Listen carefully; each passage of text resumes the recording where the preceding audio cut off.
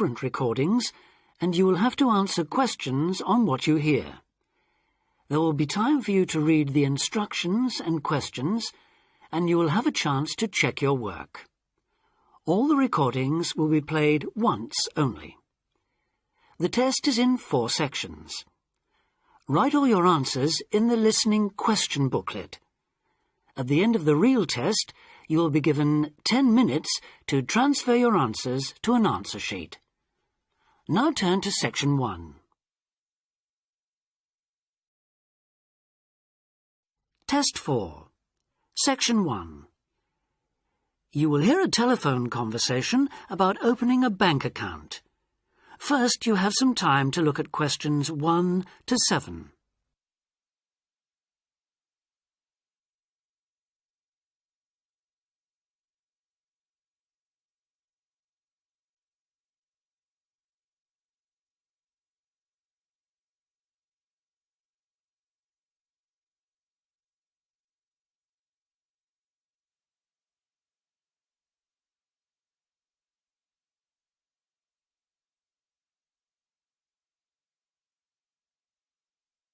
You will see that there is an example that has been done for you. On this occasion only, the conversation relating to this will be played first. Expats Helpline, Terry Davies here. What can I do for you? Hello, Terry. I've been in this country for a while, and I've just been offered a job in the city, so I think I'm going to need to open a bank account.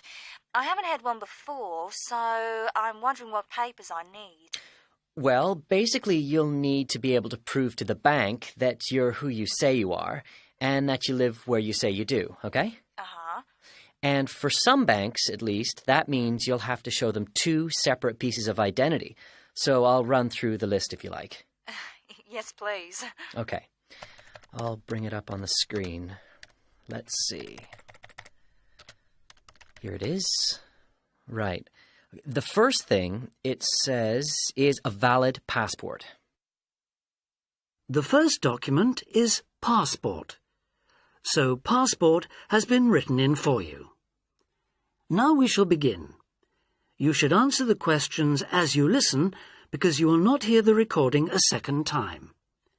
Listen carefully and answer questions 1 to 7. Expats Helpline, Terry Davies here. What can I do for you? Hello, Terry. I've been in this country for a while, and I've just been offered a job in the city, so I think I'm going to need to open a bank account. I haven't had one before, so I'm wondering what papers I need.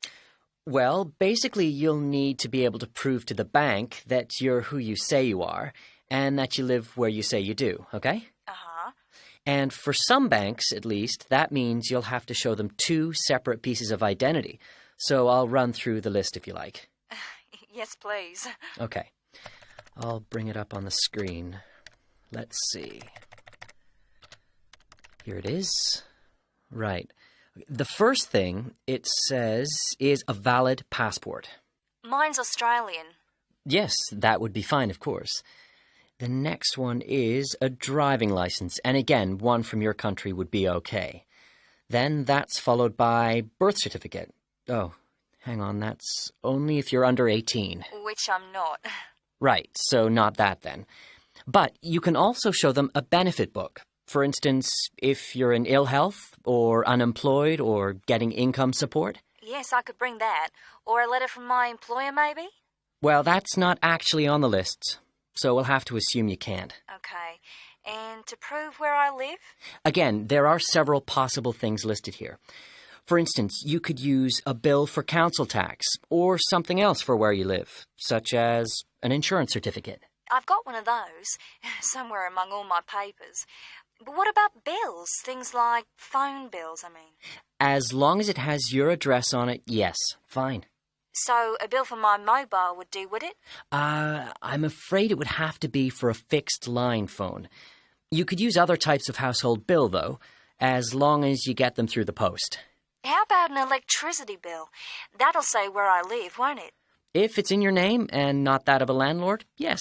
It is, so I'll probably take that then. There's one other you might want to use, a vehicle registration document. If you have a car or motorbike or something, of course. No, I haven't actually. Now, I believe there's a bank actually inside the commercial centre, and I might open an account there, seeing as how that's where I'll be every day. Yeah, that would seem to make sense. I know people who bank there. I actually read about it in a city guide. My cousin picked it up when he was here a couple of years ago, and I made a few notes.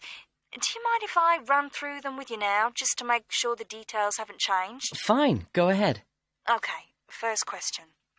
It's still a branch of the popular bank, is it? The one with links to Australian banks? No, it's actually been taken over by another big banking group, the Savings Bank. It still seems quite popular, though, especially with people doing business in the Asia-Pacific area. And when is it open, Monday to Saturday? I'll have to check their website for that. Give me a second or two, will you? Sure. Right. I've got it. Customer service, and it's just weekdays, I'm afraid. Does it say what their business hours are? I'm just looking for that. It's on a different page for some reason. I think there's been a change at some banks in the last year or so. Yeah, here it is. It's open from 9:30 in the morning till 3:30 in the afternoon. And it's on the top floor of the main centre building, is it, next to the travel agency? That's where it used to be, but they've since moved it to a slightly bigger place. It's on the ground floor now. Oh. And one last thing on this. I know most banks give incentives to young people to open accounts with them, but apparently this one didn't. Do you know if they're offering anything these days? I'll just check. I'm sure they'd say so on their new clients page if they were. No, there's nothing mentioned here. That's a pity. I was quite looking forward to getting my free gift. Before you hear the rest of the conversation, you have some time to look at questions 8 to 10.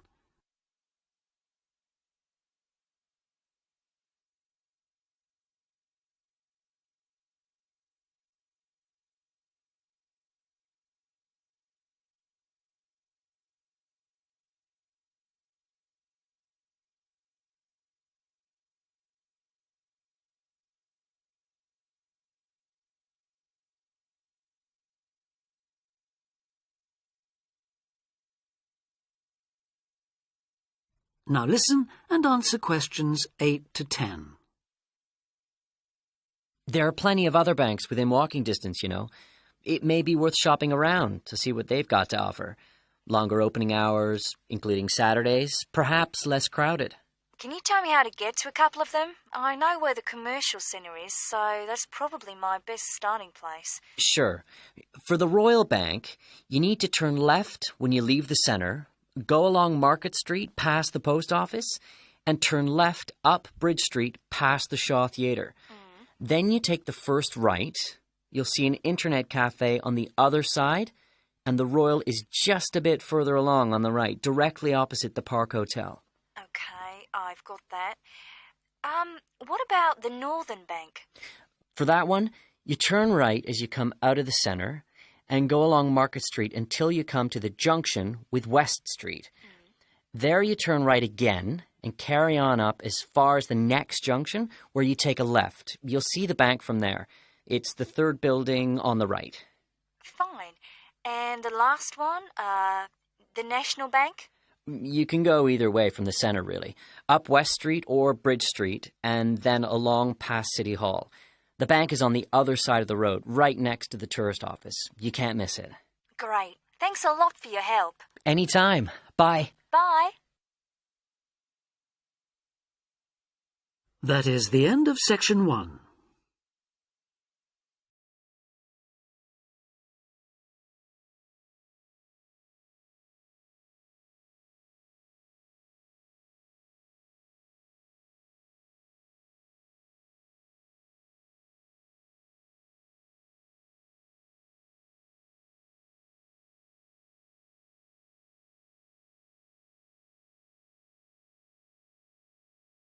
Two. You will hear an extract from a talk about employment interviews. First, you have some time to look at questions 11 to 14.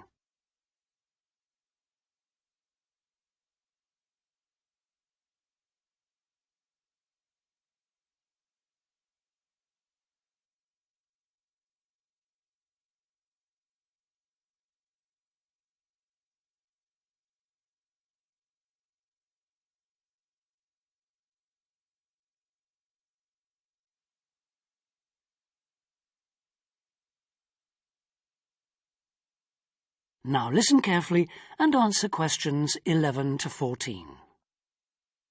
Today I have with me Sandy Richardson of the local Workforce Center, and she'll be talking about that critical step towards the goal of employment, the interview. Sandy, what is an interview for, and what's the best way to approach it? A job interview is simply a meeting between you and a potential employer to discuss your qualifications and see if there is a fit. The employer wants to verify what they know about you and talk about your qualifications. If you have been called for an interview, you can assume that the employer is interested in you. The employer has a need that you may be able to meet, so it's your goal to identify that need and convince the employer that you're the one for the job. As everyone knows, interviews can be stressful, but when you're well prepared, there's no reason to panic. Preparation is the key to success in a job search, and you can begin by collecting together all the documents you may need for the interview, such as extra copies of your resume, lists of references, and letters of recommendation. You could also take some work samples, selecting from what you have designed, drawn, or written, for instance. And make sure you have a pen and pad of paper for taking notes. The next step is to find out about the post. The more you know about the job, the employer, and the industry, the better prepared you will be to target your qualifications. Always request a job description from the employer and research employer profiles at the Chamber of Commerce or local library. You could also try to network with people who work for the company or with employees of companies associated with it. The next step is to match your qualifications to the requirements of the job. A good approach is to write out your qualifications along with the job requirements. Think about some standard interview questions and how you might respond. Most questions are designed to find out more about you, your qualifications, or to test your reactions in a given situation. If you don't have any experience or skills in a required area, think about how you might compensate for those deficiencies. Before you hear the rest of the talk, you have some time to look at questions 15 to 20.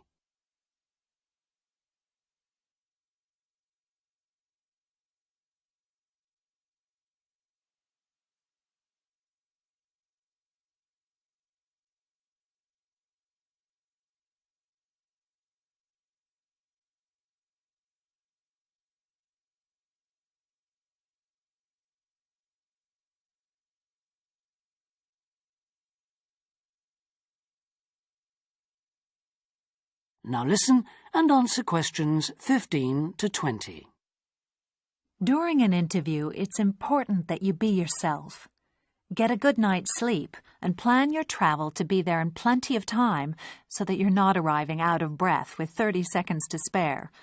Don't, though, present yourself for the interview too early, 10 minutes at most.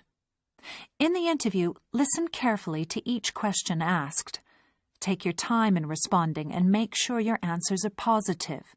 It's important to express a good attitude and show that you're willing to work, eager to learn, and are flexible. If you are unsure of a question, don't be afraid to ask for clarification.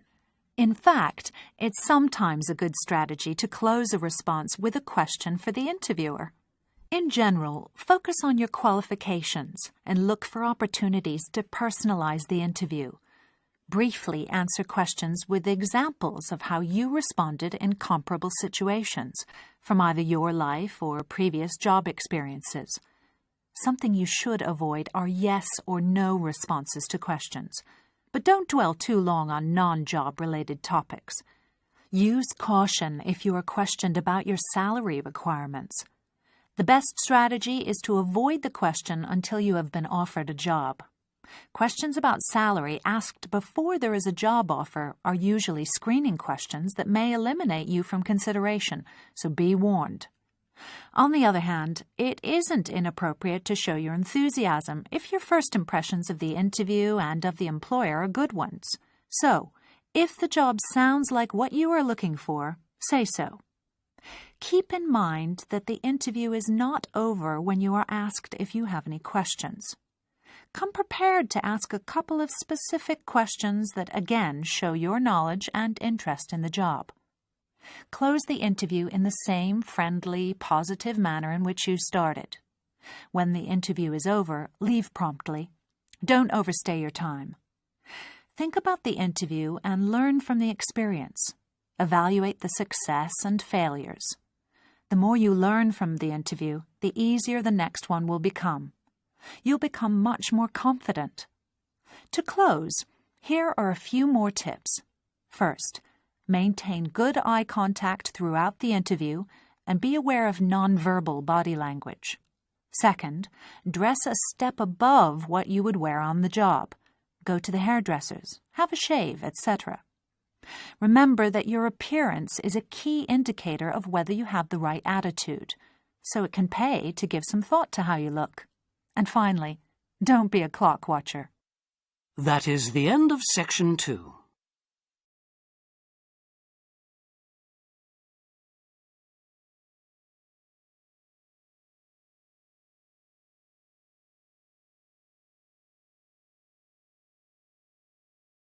Section 2. Test 4. Section 3. You will hear a tutor and some students discussing choosing courses at a college. First, you have some time to look at questions 21 to 24.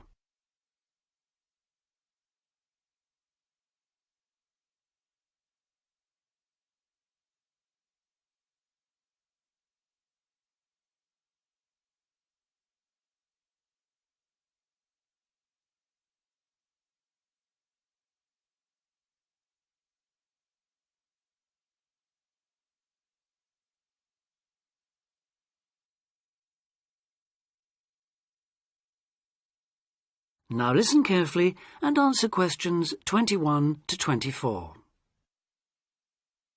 As you know, this week you choose your modules for the first year of study.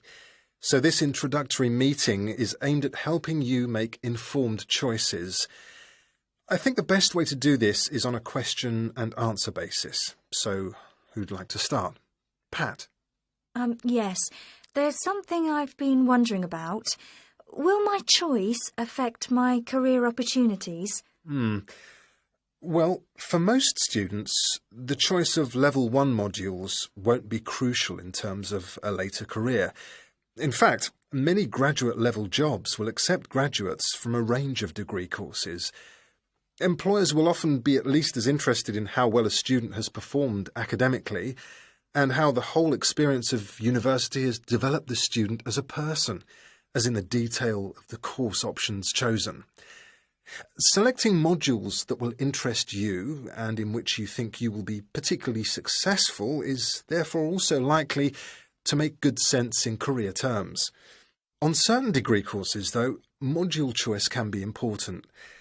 This applies mainly to vocational courses, where the degree confers an accredited professional training, as well as university education.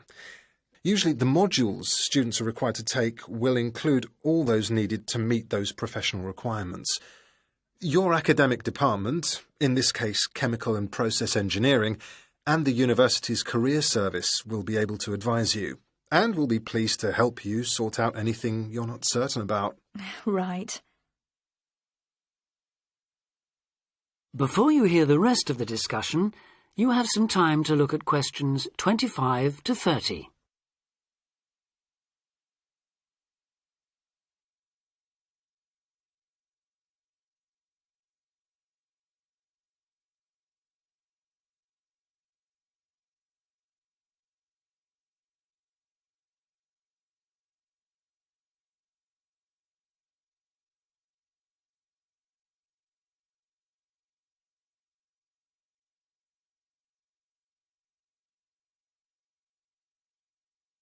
Now listen and answer questions 25 to 30.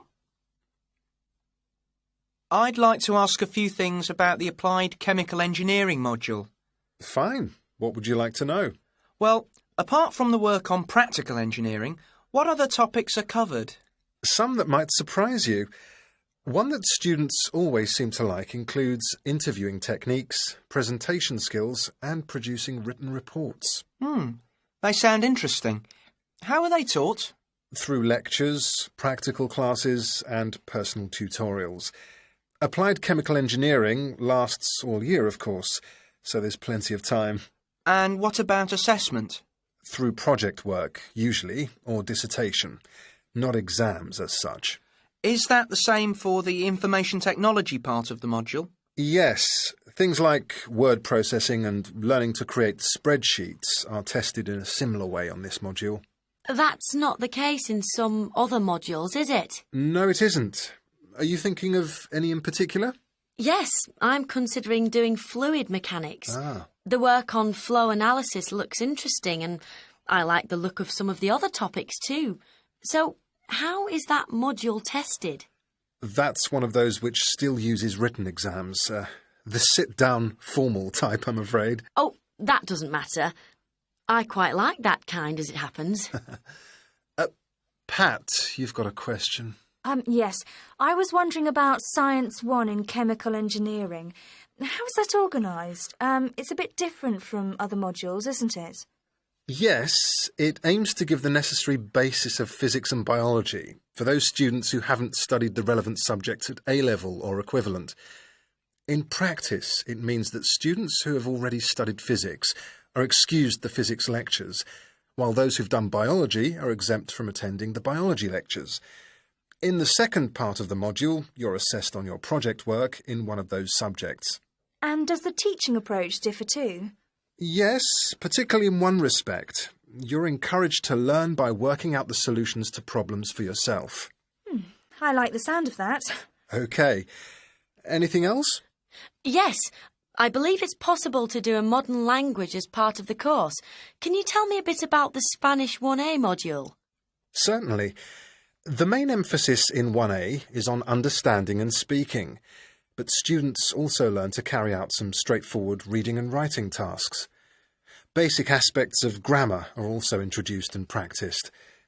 The module comprises 36 hours of class contact, mainly in tutorial groups of 16 to 20, and students are expected to do approximately 64 hours of private study. It sounds interesting. I did some Spanish at the Cervantes Institute last year. Passed an exam, in fact. Ah, I'm afraid that means you can't do 1A. Oh. The regulations say this module may not be taken by students with a qualification in Spanish, though you could do 1B. That is the end of section 3.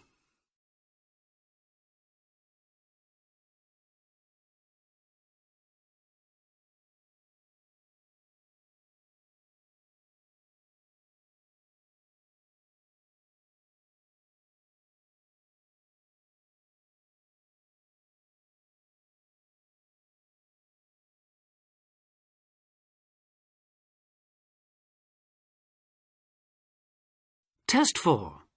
Section 4. You will hear part of a lecture about a crater in Australia. First, you have some time to read questions 31 to 40.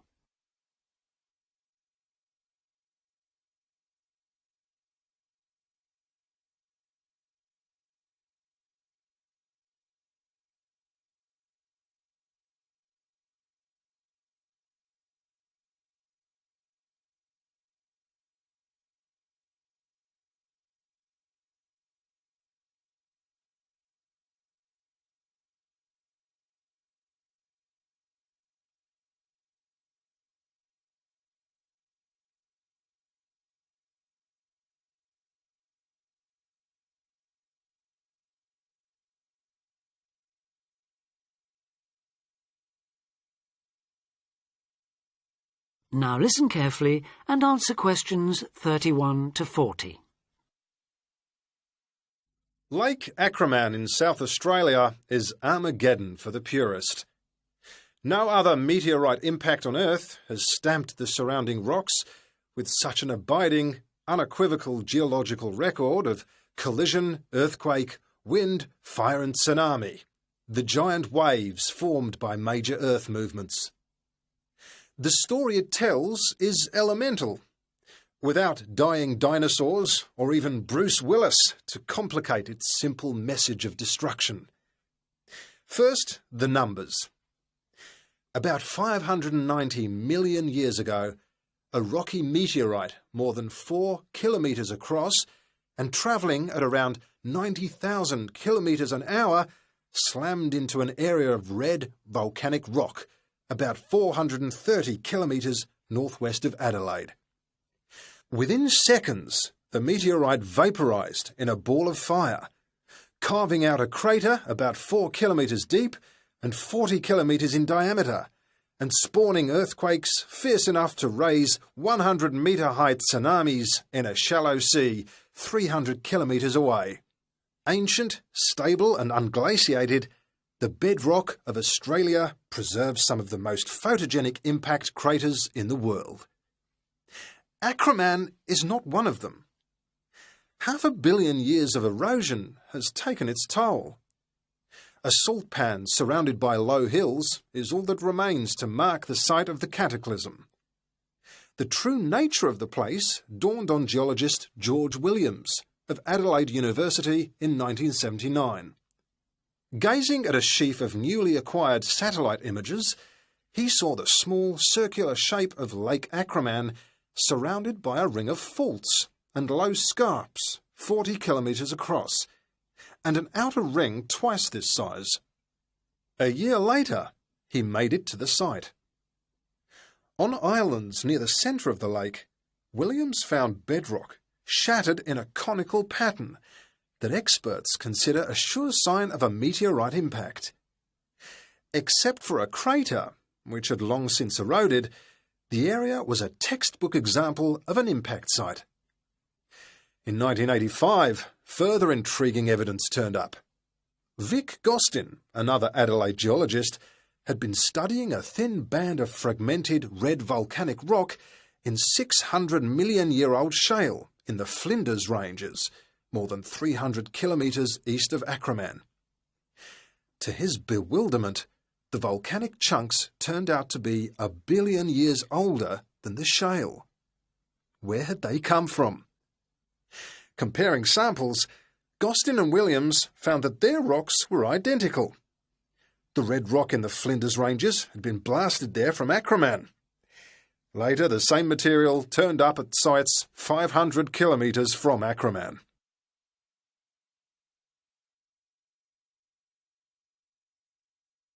Everywhere, the bands of fragments showed the same structure. Coarse pebbles at the bottom, then a cocktail of silt and sand, then layers of increasingly fine sand, distorted on top into a wavy, scalloped pattern. These layers also show, step by step, how the meteorite transformed the floor of an ancient sea, hundreds of kilometres away, according to Malcolm Wallace of Melbourne University. First came the earthquake.